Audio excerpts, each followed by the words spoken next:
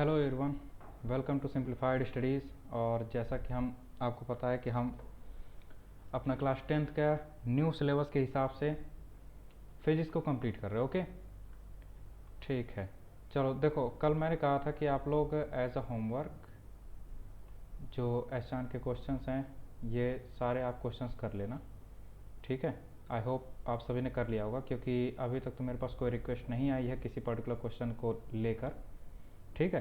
तो मैं आगे कंटिन्यू कर रहा हूँ, ठीक है। अगर कोई भी आपको किसी भी स्टेज पे आपको प्रॉब्लम आती है तो आप उसे कमेंट सेक्शन में कर सकते हैं कि किस पर्टिकुलर मतलब कौन सा क्वेश्चन आपको समझ में नहीं आ रहा है।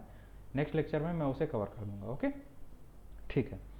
चलो देखो, अब तक हमने प्लेन मिरर की बात की थी कि हमने प्लेन मिरर में देख लिया था कि इमेज फॉर्मेशन कैसे होता है, इमेज की कैरेक्टरिस्टिक्स देख ली थी। तो एक बार हम उसको रिवाइज कर लेते हैं। इमेज की कैरेक्टरिस्टिक सबसे पहले क्या थी, आपकी वर्चुअल होती है, ठीक है। और वर्चुअल है तो उसके साथ में आपका क्या आएगा, इरेक्ट आएगा, ठीक है। दूसरा आपका पार्ट क्या आता है, दूसरा कि वो same size as of object, ठीक है, ऑब्जेक्ट के सेम साइज का था। तीसरा था आपका कि same distance as of object from mirror,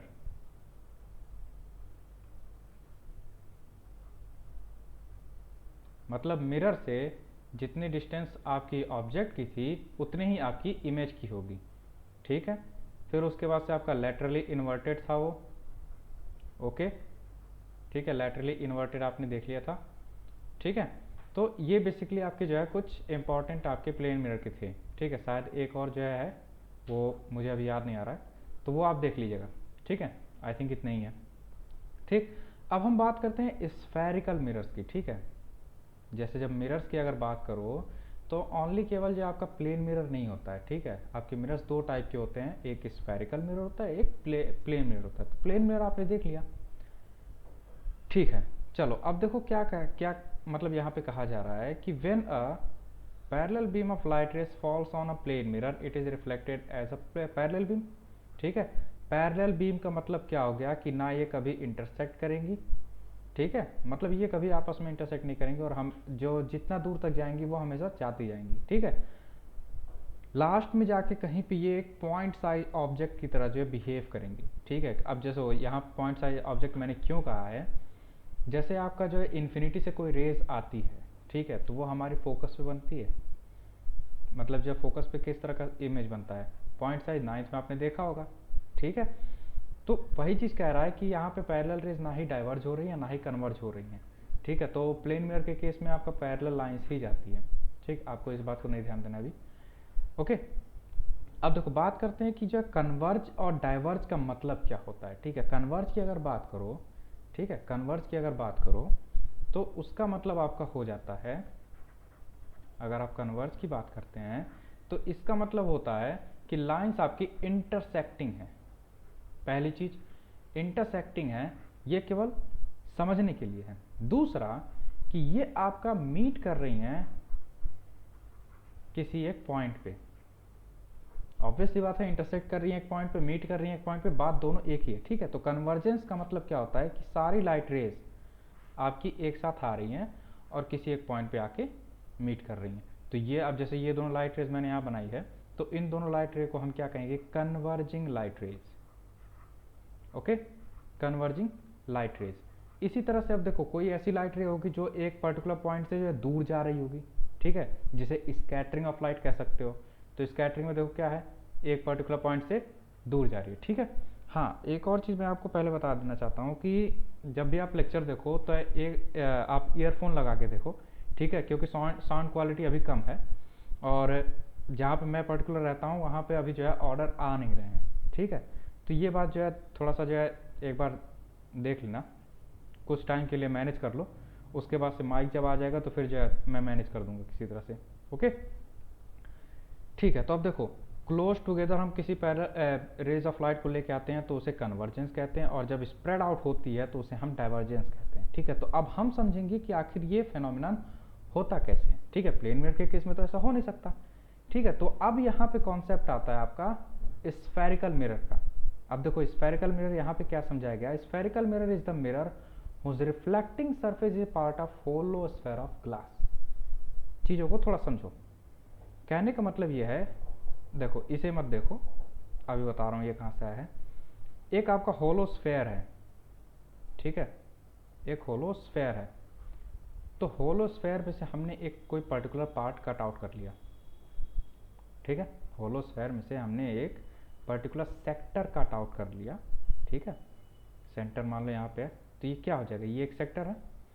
तो यही सेक्टर आप देखो होलो है तो अंदर के पार्ट क्या है, बिल्कुल खाली, केवल सरफेस ही बचेगा ना। तो ये जो सरफेस आ रहा है इसे ही हम स्फेरिकल पार्ट कहेंगे, ठीक है, या फिर स्फेरिकल सरफेस। और इस सरफेस से यूज करके अगर कोई मिरर बनाया जाता है तो उसे हम कहते हैं स्फेरिकल मिरर, ठीक है। अब देखो स्फेरिकल मिरर इसी चीज से बन रहा है, इतने ही पार्ट से बन रहा है। तो अब देखो इससे दो टाइप से हम मिरर बना सकते हैं।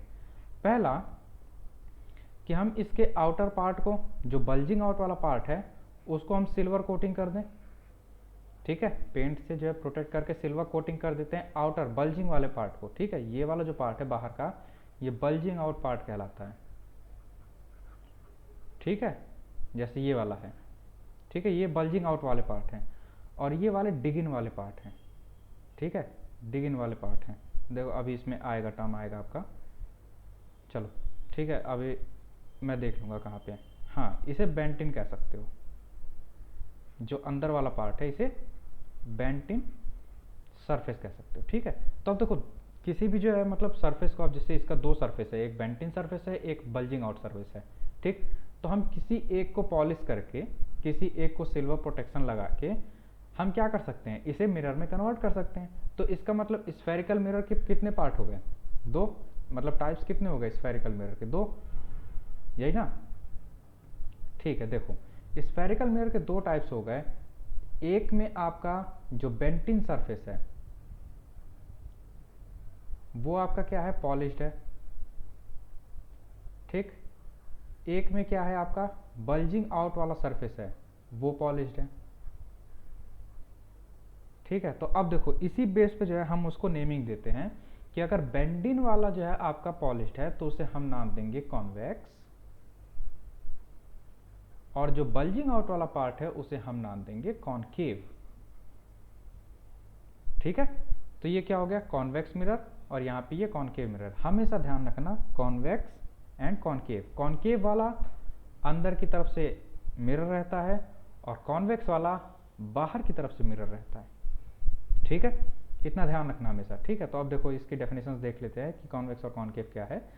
अ concave mirror is that spherical mirror in which the reflection of light takes place at the concave surface of bent in surface, okay. वहीं पे कॉन्वेक्स मिरर की अगर बात की जाए तो convex mirror is that spherical mirror in which the reflection of light takes place on at the convex surface और bulging out surface, ठीक है। तो बल्जिंग आउट वाले सरफेस को हम क्या कहेंगे, कॉन्वेक्स, और बेंट इन वाले सरफेस को हम क्या कहेंगे, कॉनकेव। जब भी आप पॉलीगन पढ़ते हो, ठीक है, तो पॉलीगन में भी आपका दो आते हैं, एक कॉनकेव पॉलीगन आता है, एक कॉन्वेक्स पॉलीगन आता है, ठीक है। तो वहां से ही जो है आपका ये चीज आया है। अब जो स्पून के देखो तो स्पून में जो है आपका दोनों मिरर एक साथ होता है, ठीक है। जो बल्जिंग इन वाला पार्ट है, बेंट इन वाला पार्ट है, ठीक है, वो कॉनकेव की तरह एक्ट करता है। वहीं पे जो आपका आउट वाला पार्ट है, बल्जिंग आउट वाला, वो कॉन्वेक्स की तरह वर्क करता है, ठीक है ना। तो क्या कह रहा है, स्फेरिकल मिरर, कॉनकेव मिरर और convex mirror works on reflection of light. Obvious सी बात है, जब मिरर है तो वर्क तो करेगा ही करेगा, ठीक है। तो ये बेसिकली था आपका स्फेरिकल टाइप के, मतलब सॉरी स्फेरिकल मिरर के टाइप्स के बारे में, या फिर स्फेरिकल मिरर के बारे में आप कह लो, स्फेरिकल मिरर और उसके टाइप्स का था, ठीक है। लेक्चर में छोटा छोटा बना रहा हूँ ताकि आप बोर ना हो, ठीक है। अगर अब देखो अगला जो पार्ट होगा उसमें हम देखेंगे कि जो है कि बेसिक जो टर्म्स हैं यूज होते हैं आपके इस पर्टिकुलर क्या कहते हैं,